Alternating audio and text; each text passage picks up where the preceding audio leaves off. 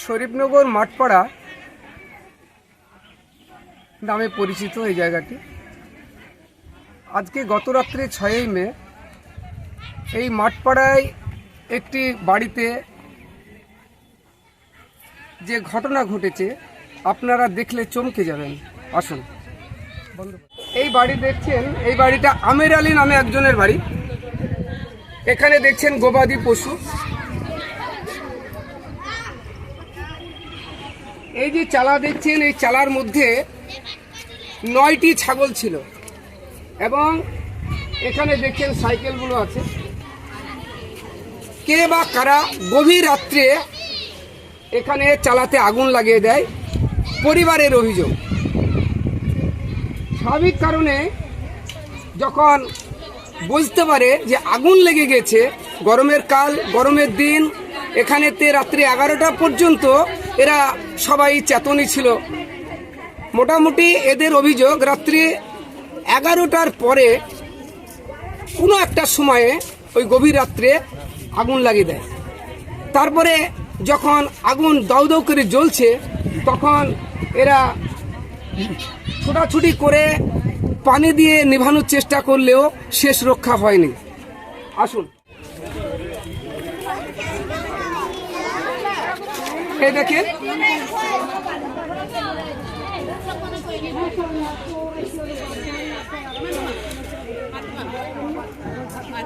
এই যে ছাগলগুলো দেখছেন, এই ছাগলগুলো আমরা গ্রামগঞ্জে বলে থাকি এটা গোয়াল ঘর। এই গোয়াল ঘরে দেখছেন 9টি ছাগল ছিল। 9টি ছাগল একদম পুড়ে শেষ হয়ে গেছে। তো পরিবারের অভিযোগ, আমাদের সঙ্গে যদি কারোর শত্রুতা থাকে, তো মানুষের সঙ্গে শত্রুতা যদি থাকতে পারে, কিন্তু এইভাবে একটি অবলা প্রাণকে মেরে দেওয়ার কোন যুক্তি এরা খুঁজে পাচ্ছে না। তাই এই পরিবার থেকে সম্ভবত ওরা সকালে বেরিয়ে গেছে থানার উদ্দেশ্যে ডায়েরি করার জন্য, এফআইআর করার জন্য। তো এই আগুন নেমাতে গিয়েও বাড়ির গার্জেন, নাম সম্ভবত আমিরুল ইসলাম, আমির আলী শেখ, ওরও আগুন নেমাতে গিয়ে কিছুটা পুড়ে গেছে। তো হসপিটাল ওকে নিয়ে যাওয়া হয়েছে।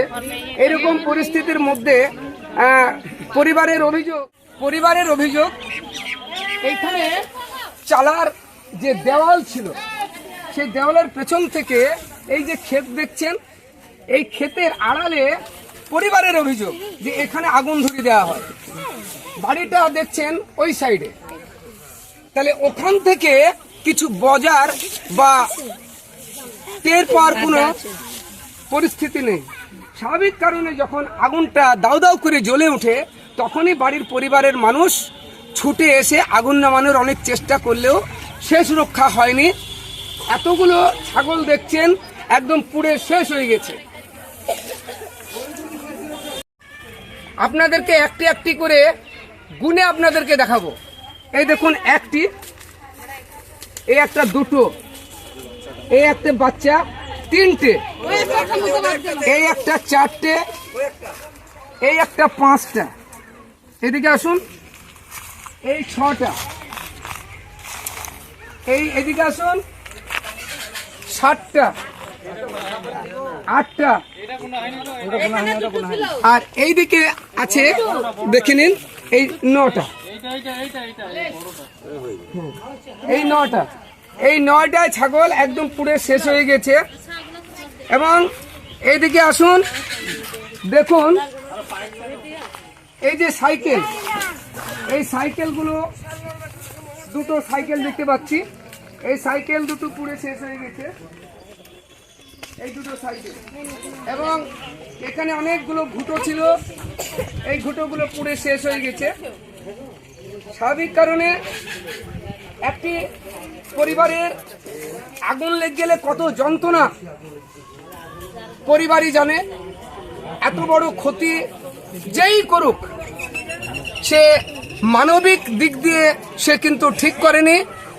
একটি মানুষের সঙ্গে শত্রুতা থাকতেই পারে, তাই বলে এই যে এই পশুগুলো কি অন্যায় করেছে, দোষ করেছে, এটা এলাকার মানুষের প্রশ্ন। যে ডেলিভারি পাইপ, এই পাইপগুলো ওই চালার মধ্যেই ছিল, এগুলো পুরো শেষ হয়ে গেছে। এই দেখছেন ক্যাবিন লাইন, ইলেকট্রিকের ক্যাবিন লাইন, এগুলো পুরো একদম। যখন আগুন লেগে গেল তখন আপনি কোথায় ছিলেন কিছু বলতে পারবেন? আমি ওই ঘরে শুয়েছিলাম, আমার বড় বেটি ও জেগেছিল। খুব সংক্ষেপে বলুন। ও কিন্তু আগে এসেছিল, আগে তাড়ি ধরতে পারিনি, এইখানে করে বসেছিল। আচ্ছা, যে ও চলে গেল, আমরা লাইট ফাইট মারলাম, মেরি আমাকে বললো আমি দুদিন মেশিন চালাচ্ছি, তুমি সঙ্গে আমরা এরকম দুইটা বসে থাকি। দিয়ে ও লাইট দুটোর সময় 11টার সময় ঘটনা চলে গেল, আমরা শুয়ে পড়লাম।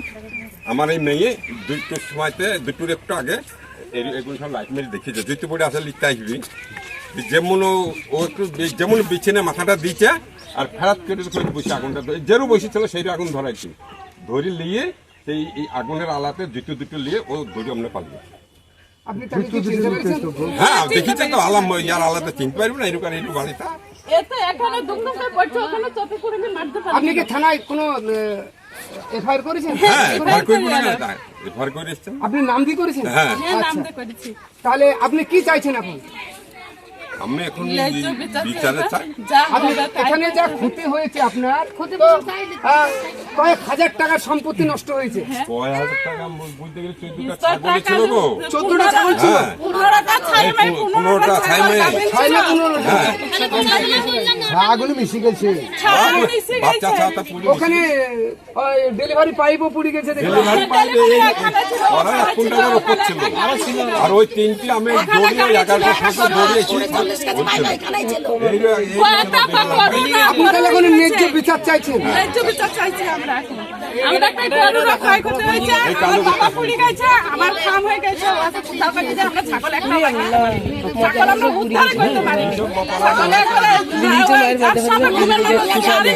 আপনি আগুন গিয়ে আপনার অনেক পুড়ে গেছে, অনেক জায়গায় দেখছি এগুলো সব পুড়ে গেছে। পানি নাই, পানি মানুষ ঘুরে থেকে উঠতে আগুন লাগাতে গিয়ে পুড়ে গেছে।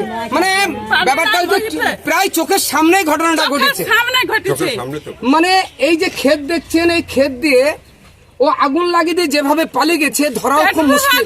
কিন্তু পরিবারের বক্তব্যটা হচ্ছে যে আমি ওকে চিনতে পেরেছি এবং তার নাম দিয়ে আমরা এফআইআর করেছি। দেখা যাক প্রশাসন কি করে। এই পর্যন্ত।